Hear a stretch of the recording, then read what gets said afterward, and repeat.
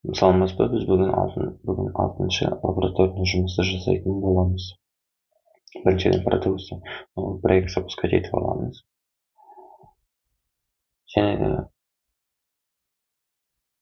де айта кететінім, бізде берілгенде атмегі 32 берілгендіктен, бізде дайын схема болғандықтан, біз бірден осы схеманы продукцияның ішіне құрастырып шығамыз. Бізде берілгенде атмегі 32 қолданған микроконтроллер ретінде негізгі. Одан кейін бір резистор, бір кристалл, 2 конденсатор, және де қосалқы микроконтроллер ол L293, 2 мотор және де 2 земля и 4 повар қолданған. Бұл жерде бізде конденсатордың қолдану себебі біз кристалды қолданамыз. Неліктен біз кристалды қолданамыз? Себебі біз частотаны 16 мегагерцқа өзгерткендіктен біз міндетті түрде кристалл қолдануымыз керек. Біз кристалл қолданған себепті обязательно конденсатор қолдануымыз керек. Және де біз сонымен қатар біз екінші қосымша микроконтроллер 293 қолдану себебіміз, бізде егер біз моторчиктарды прямой жалғайтын болатын болсақ, ол жерде біздің моторчиктарымыз дұрыс айналмайды, өйткені бізде тоқ күші жетпегендіктен біз дополнительный микроконтроллер қолданатын боламыз.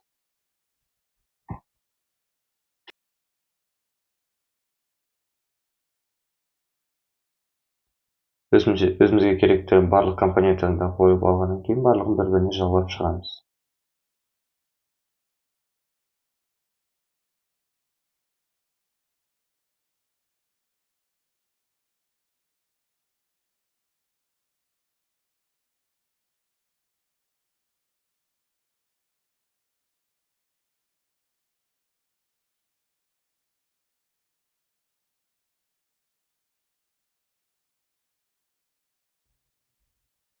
Барлығын бір-біріне жалғап болғаннан кейін біз микрочип студияға өтіп, өзіміздің керекті кодымызды жазып шығамыз.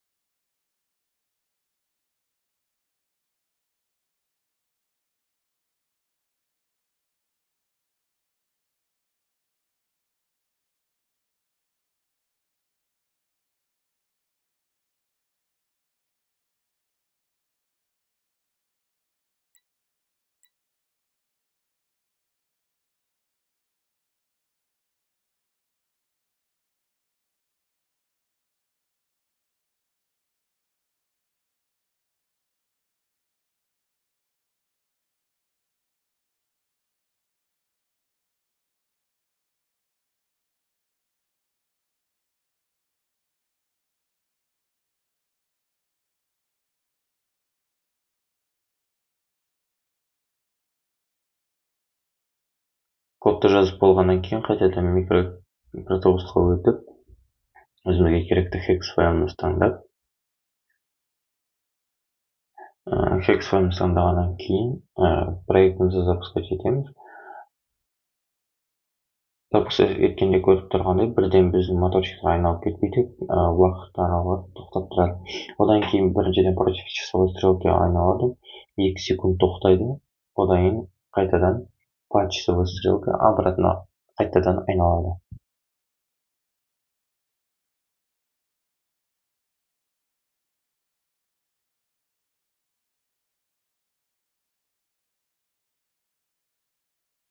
Сонымен қатар айта кететін нәрсе, біз өзіміздің схемамызды кристалл 16 мегагерцқа қолданғандықтан біз микроконтроллердің настройкасын оны кристаллға және де 16 мегагерцқа арнап өзгертуіміз керек, чтобы біздің схемамыз дұрыс жұмыс жасау үшін.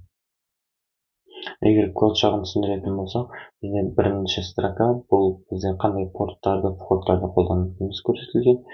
Екінші строка Екінші строка бізде полный схеманы тоқтата тұрады, тоқтатылады, чтобы моторчиктер бірден айналып кетпес үшін.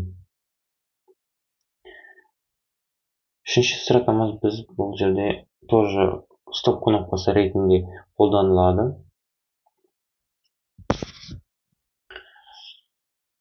Одан кейінгі строка бізде моторчиктердің против часовой стрелка айналу үшін қажет, және де төртінші строка қайтадан стоп кнопкасы болады. И одан кейінгі строка бізде по часовой стрелка айналуына жауап береді. Одан қайтадан тоқтатамыз.